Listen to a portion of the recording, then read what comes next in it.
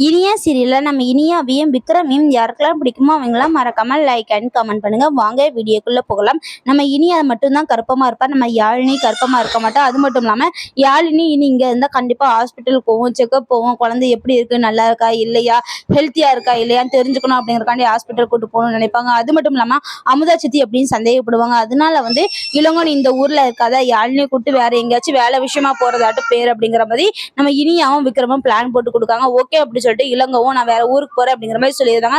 அது மட்டும் இல்லாம இளங்கோ நல்ல சிமத்திரன்னு சொல்றாங்க, எனக்கு வேலை விஷயமா வேற ஊருக்கு போக வேண்டியிருக்கு அப்படிங்கிற மாதிரி சொல்றாங்க. நானும் போறேன், என் பொண்டாட்டியும் கூட்டு போறேன் அப்படிங்கிற மாதிரி சொல்லுவாங்க. அதுக்கு நல்ல சிவம் என்ன சொல்லுவாரு அப்படின்னா, என்னோட மருமக இங்கதான் இருப்பா, நான் உன்னை உன் கூட அனுப்ப மாட்டேன் அப்படிங்கிற மாதிரி சொல்லியிருப்பாங்க.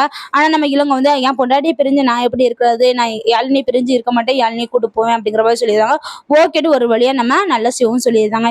இதெல்லாம் கேட்டுட்டு இருந்த அமுதா சந்தேகப்பட ஆரம்பிக்கிறாங்க. எதுக்கு யாழினியை கூட்டுட்டு இத்தனை நாள் இங்க இருந்துட்டு இன்னைக்கு கூட்டு போகணும் எதுக்குன்னு நினைக்க, என்ன காரணமா இருக்கும் அப்படின்னு சொல்லிட்டு அமுதா யோசிக்க ஆரம்பிக்கா.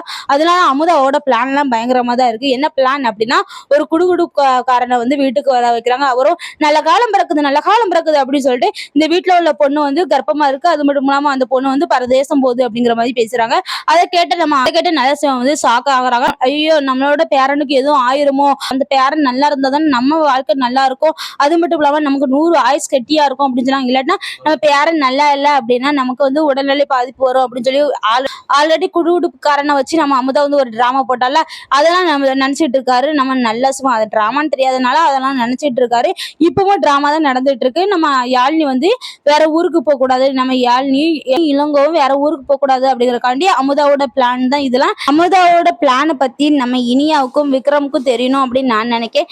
நீங்க என்ன நினைக்கீங்க? உங்களுடைய கருத்தை மறக்காம கமெண்ட் பாக்ஸ்ல கமெண்ட் பண்ணுங்க. அது போல யாழினி கர்ப்பமா இல்ல, கர்ப்பமா இருக்கவே நடிச்சிட்டு இருக்கா அப்படின்னு சொல்லிட்டு நம்ம நல்ல சிவத்துக்கு தெரிய வந்தா நல்ல சிவம் என்ன பண்ணுவாரு அப்படிங்கறத மறக்காம கமெண்ட் பாக்ஸ்ல கமெண்ட் பண்ணுங்க ஃப்ரெண்ட்ஸ்.